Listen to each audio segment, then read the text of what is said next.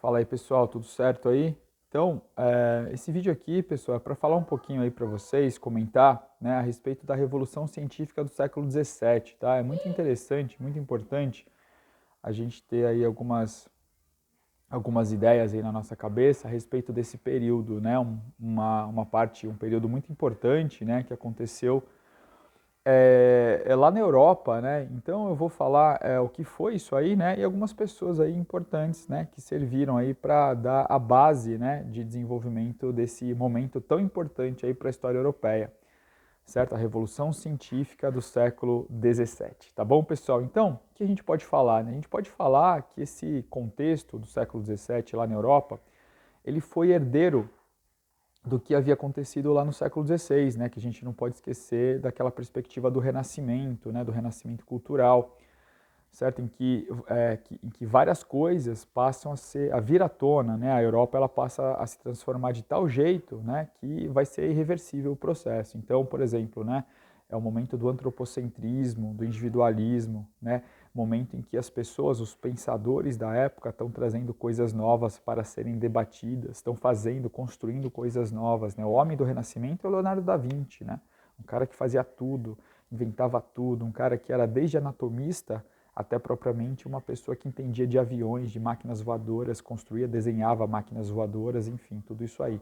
Então, até a pintura, né? Uma pessoa que pintava muitos quadros aí, e as pinturas dele eram pinturas que até hoje entraram para a história como um símbolo, né, daquele período, como símbolo do Renascimento, dentre outros, tá, pessoal? Aí que não é o caso falar aqui nesse vídeo, tá? Mas a Revolução Científica do século XVII, o que ela fez, né?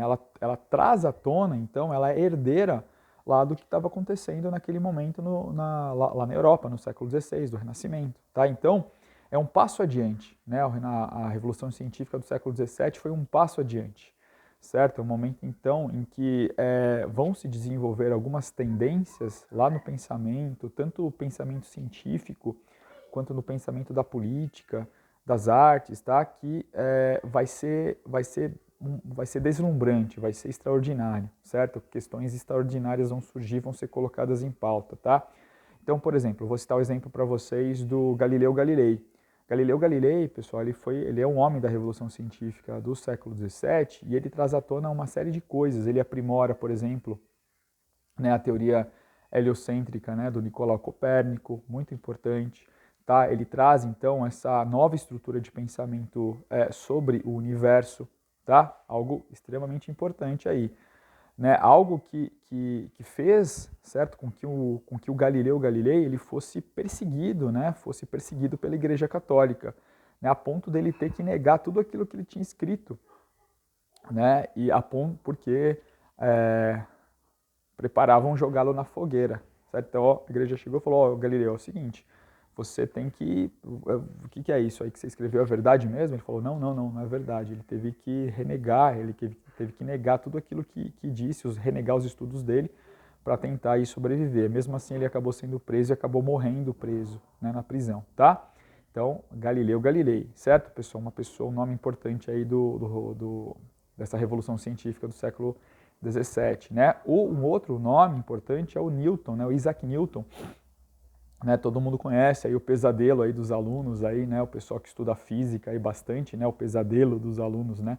As três leis de Newton, certo? Então, foi uma pessoa também que marcou a época, muito importante, né? O Newton que era deísta, certo? Ele acreditava em Deus, no entanto, ele acreditava que os homens eram as pessoas, eram os indivíduos, né? Seriam os indivíduos, aquelas pessoas capazes de decifrar aí os mistérios de Deus, os mistérios da natureza, certo? Então ele foi uma pessoa extremamente importante para aquele período em que ele viveu, né? Ele estabeleceu ali várias questões, matematizou várias questões, vários fenômenos naturais que aconteciam aqui na Terra, né? Aconteciam aqui na Terra, né? Enfim, certo? Então, um cara bem importante, um inglês aí bem importante, Isaac Newton, tá? O Francis Bacon, certo? Importante, né? Vai desenvolver a filosofia empírica, o pensamento empírico, né? Então, tudo deve ser observado a partir da experiência, certo? A teorização, ela só deve acontecer depois daquilo, né, daquele conhecimento ser experimentado, ser verificado na experiência, tá? O Francis Bacon, bastante importante também, né, para elucidar, né, algumas questões aí do século XVII, tá? O René Descartes, né? Os matemáticos adoram aí o René Descartes, certo? O plano cartesiano, toda vez que os matemáticos põem no gráfico, né, toda vez que você vai pôr no gráfico, você faz, né, referência ao René Descartes, beleza? Esse importante matemático, né, que escreveu lá o famoso discurso do método, né? O método, para se chegar a uma tese verdadeira, você tem que seguir um método. Para se chegar à verdade, você tem que seguir um método, tá? Um método para se chegar à verdade, um método científico, né? A verdade verdadeira, vamos colocar assim, certo? Então, René Descartes, certo? Importante aí também nesse contexto, né? O próprio, na área da ciência política, aí, do pensamento político, né? O John Locke, certo? O John Locke, uma pessoa extremamente importante, que vai trazer a ideia de direito natural, né? Todas as pessoas nascem livres e têm direito à vida, têm direito à liberdade, têm direito à liberdade de expressão, direito à propriedade, tá? Uma pessoa que vai influenciar bastante, né, lá a independência, né, a Carta de Independência dos Estados Unidos, certo? Depois vai ser confeccionada tendo toda ela por base aí, grande parte dela base nas ideias do John Locke, né, esse pensador aí da Revolução Científica do século XVII, tá? Dentre outras coisas aí que marcaram o período, pessoal, esses que eu falei para vocês são alguns nomes desse contexto aí, tá bom? Espero aí que tenha ajudado vocês, tá? Curte o vídeo se você gostou, dá aquele joinha maroto e a gente se vê. Tchau, pessoal, um grande abraço, fiquem bem, se cuidem, hein? Tchau, tchau.